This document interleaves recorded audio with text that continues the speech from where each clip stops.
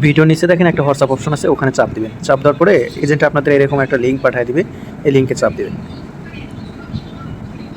চাপ দেওয়ার পরে দেখবেন যে এখানে আপনার অ্যাকাউন্টের এখানে ইউজার নেম লেখা আছে, ইউজার নেমের জায়গায় ইউজার নেম দিবেন। আমি একটা ইউজার নেম দিচ্ছি, ধরেন আবির 77 এরকম একটা ইউজার নেম দেবেন। পাসওয়ার্ডের জায়গায় ধরেন ABC1234, আবার ওই হুবহু একই পাসওয়ার্ড দিলাম, ASDF1234।